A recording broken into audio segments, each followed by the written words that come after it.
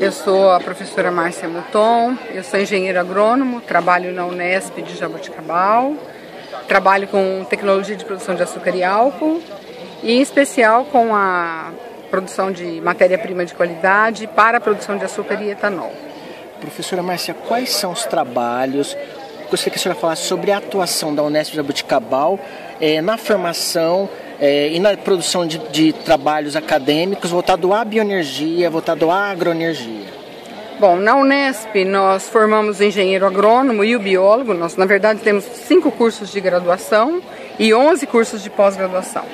Nos cursos de graduação e de pós-graduação que envolvem essa área do conhecimento, nós temos a preocupação de formar o nosso acadêmico, primeiro com uma formação básica, para que ele possa compreender os processos e de uma maneira direta se relacionar com a produção dessa energia, hoje a bioenergia, e com os processos que relacionam a produção do etanol ou também de açúcar, que é uma outra forma de energia, assim como a bioeletricidade. E um ponto que a gente tem destacado hoje são utilizações de matérias-primas alternativas em complementação à cana-de-açúcar, como é o caso do sorgo, é o caso do sorgo energia, é o caso da cana-energia e de outros resíduos agroindustriais, dos quais a gente pode extrair celulose e hemicelulose para a transformação, então, em açúcares que serão fermentados e originando, então, etanol chamado de segunda geração.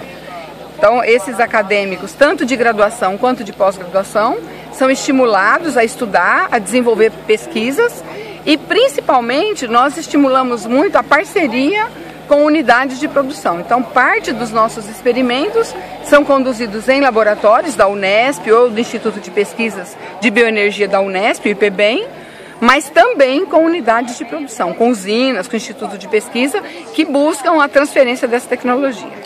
Um dos campos de pesquisa em que vocês estão debruçados lá na Unesp é a área de etanol de segunda geração. O que nós podemos esperar em termos de evolução, de avanço nessa área? Quando, na sua opinião, nós teremos etanol de segunda geração se concretizando na realidade das usinas? Olha, eu acredito que o etanol de segunda geração ele é uma realidade para uma questão de médio prazo. Médio prazo nós teremos a produção de etanol de segunda geração já disponível para o público. Isso eu estou falando de 10 anos, né? Hoje, nós temos etanol de segunda geração como sendo uma realidade em termos de pesquisa.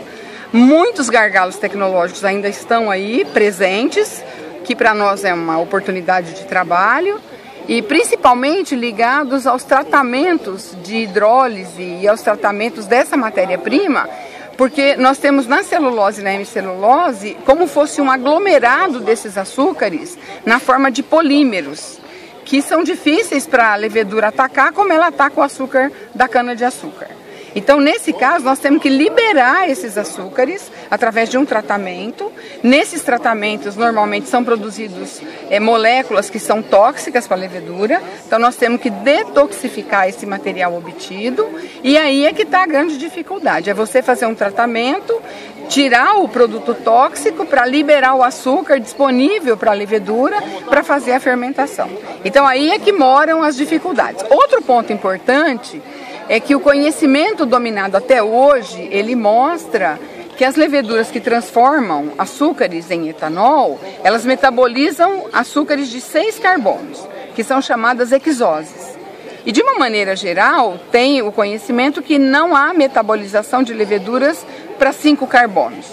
E nós, felizmente, a gente tem isolado micro-organismos da natureza, dos ecossistemas de produção, que metabolizam 5 carbonos e que produzem etanol. Então essa é uma novidade que na Unesp a gente tem, micro-organismos isolados, são leveduras, que fermentam 5 carbonos e que nós estamos pesquisando agora, introduzindo nessa cadeia produtiva como um acréscimo do conhecimento gerado aí.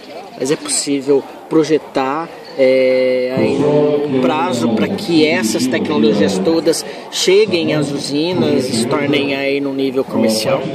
Eu acredito que essas tecnologias relacionadas com a produção de etanol de segunda geração por micro-organismos fermentadores com 5 e 6 carbonos, creio que num prazo de 6 anos a gente deve estar com isso disponível. Uma realidade para a bomba, eu acho que no máximo em 10 anos nós temos isso disponível. Ou antes, né? Depende muito do investimento. Uma situação que a gente tem sentido com muita dificuldade hoje é a falta de investimentos governamentais para esse tipo de pesquisa. Há um gap muito grande, muito significativo, porque inclusive, por exemplo, quando você sabe que o mundo tem informações importantes que poderiam ser compartilhadas conosco, os nossos alunos de pós-graduação que têm acesso a pesquisas internacionais hoje já não têm mais esse tipo de estímulo. Então os cortes financeiros que estão acontecendo hoje estão paralisando projetos dessa natureza. Então eu acredito que isso, no momento em que nós estamos vivendo uma realidade muito profícua na pesquisa, quando você tem uma paralisação dessa permuta de tecnologia, porque o Brasil, infelizmente, ele tem deficiência de algumas gerações de tecnologia, quando você pode ter um aporte internacional, você acaba não tendo. Então isso é uma dificuldade que pode limitar e fazer com que esses 6, 7 anos virem 10 anos.